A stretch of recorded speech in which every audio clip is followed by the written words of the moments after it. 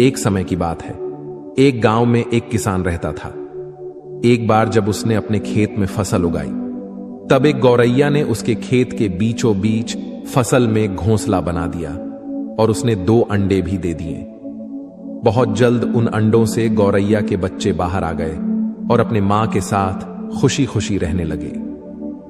गौरैया खाने की तलाश में रोज जंगल में जाती थी। एक दिन जब वह जंगल से वापस आई तो उसने देखा कि उसके बच्चे डरे हुए हैं। उसने पूछा, क्या हुआ बच्चों, तुम डरे हुए क्यों हो? बच्चों ने कहा, मां, आज खेत में किसान आया था और उसने कहा कि कल वह अपने बेटे को फसल काटने के लिए भेजेगा। मां, हम क्या करेंगे, अभी तो हमने उड़ना भी नहीं सीखा है।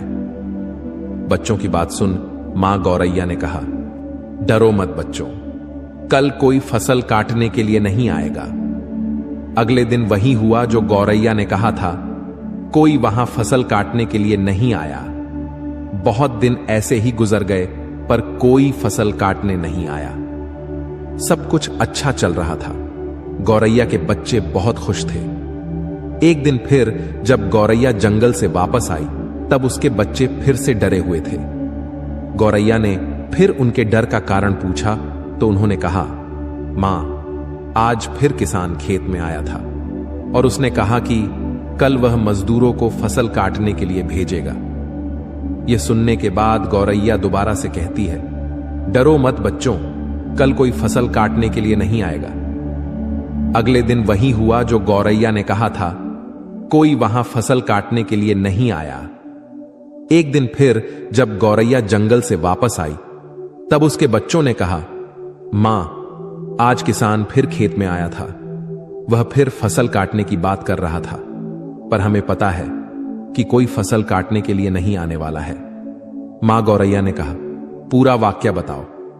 तब बच्चों ने कहा, मां, आज फिर किसान खेत में आया था और उसने कहा कि मैंने दूसरों पर निर्भर रहकर बहुत समय बर्बाद कर लिया।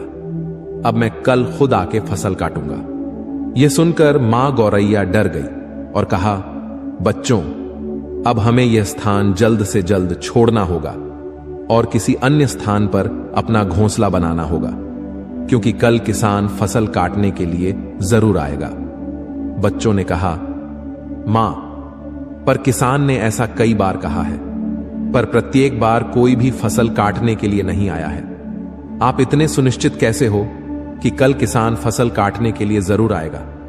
मां गौरैया ने कहा, पहली बार किसान फसल कटाई के लिए अपने बेटे पर निर्भर था। दूसरी बार किसान फसल कटाई के लिए मजदूरों पर निर्भर था। और जब आप अपने कामों के लिए दूसरों पर निर्भर करते हो तो आपका काम कभी पूरा नहीं होता है। पर तीसरी बार उसने खुद फसल काटने का निर्णय लिया है तो कल वह जरूर आएगा। उस समय तक बच्चे उड़ने के लायक हो गए थे।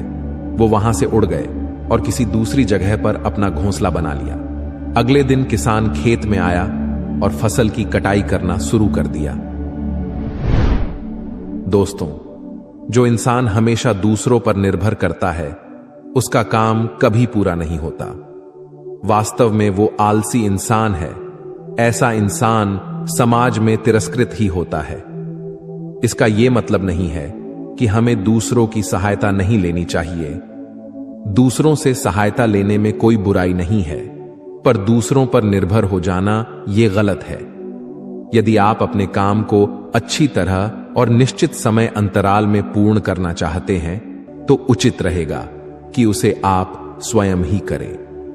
अपना काम स्वयं करने की आदत आपको स्वाभिमानी बनाती है और एक स्वाभिमानी व्यक्ति का सम्मान पूरा समाज करता है।